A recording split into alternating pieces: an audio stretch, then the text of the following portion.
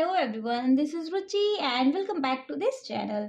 आज इस वीडियो में देखने वाले अपना क्वेश्चन नंबर 25 एक्सरसाइज 14.1 का चैप्टर का दी एंड आफ्टर देन। ओके, चलो तो फटाफट से क्वेश्चन नंबर 25 रीड करेंगे।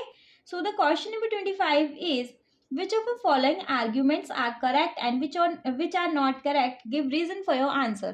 सिंपली आपको ये बताना है कि ये आर्ग्यूमेंट ठीक है या ये आर्ग्यूमेंट ठीक नहीं है, अपने आंसर को जस्टिफाई करते हुए। ठीक है, वैसे एग्जाम बेस्ड क्वेश्चन नहीं है बट फिर भी एक्सरसाइज में है तो हमें करने हैं। चलो फर्स्ट पार्ट देखेंगे। If two coins are toss simultaneously there are 3 possible outcome. देखो सबसे पहले तो इसने यही गलत कह दिया क्या कि जब हमारे पास 2 कॉइन टॉस किए जाते हैं तो उसके पॉसिबल आउटकम क्या आते हैं, 4 आउटकम्स आते हैं। कौन कौन से? Head tail, tail head, tail tail and head head.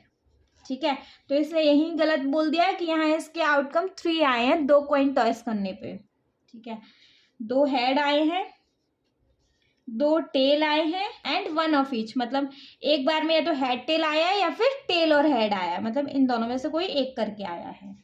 Therefore, for each of these outcomes, the probability is, सारे आउटकम्स में देखो सिर्फ हेड आने की, सिर्फ टेल आने की, हेड हेड आने की या टेल टेल आने की, मतलब क्या प्रोबेबिलिटी होगी पूछ रहा है। सिर्फ अगर हेड की लेंगे तब भी 1/4 आएगी, सिर्फ अगर टेल की लेंगे तब भी 1/4 आएगी, मतलब ऑलमोस्ट 1/3 तो आने से रही है ना। तो ये हमारा क्या है भैया, करेक्ट इनकरेक्ट आर्ग्यूमेंट है। ठीक है, सेकंड पार्ट को भी देख ले।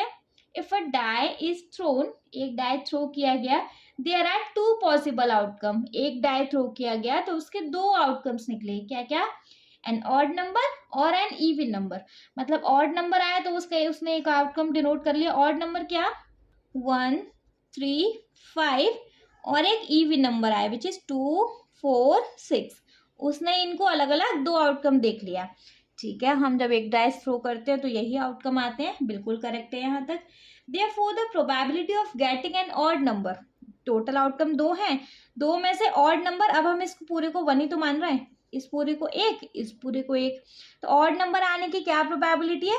1/, टोटल आउटकम है हमारे 2, तो 1/2। उसने यही बोला है कि probability of getting an odd number is 1/2। इसके अकॉर्डिंग ऑड नंबर आने की प्रोबेबिलिटी है 1/2। हाँ जी, बिल्कुल ठीक है। तो हमारी तरफ से ये आर्ग्यूमेंट बिल्कुल ठीक है। क्यों है? रीजन आपने ऑलरेडी देख ही लिया। ओके, तो इस क्वेश्चन में ज़्यादा कुछ था नहीं, सिर्फ समझाने लायक क्वेश्चन था। एग्जाम में इस टाइप के क्वेश्चन नहीं आएंगे बच्चे, सो डोंट वरी। ठीक, इसके साथ हमारा चैप्टर का होता है दी एंड। आई होप समझ में आ गया होगा। स्टिल अगर कोई डाउट है तो प्लीज़ आप मुझे कमेंट सेक्शन में अपने कमेंट्स ड्रॉप करके पूछ लीजिएगा। Thank you so much.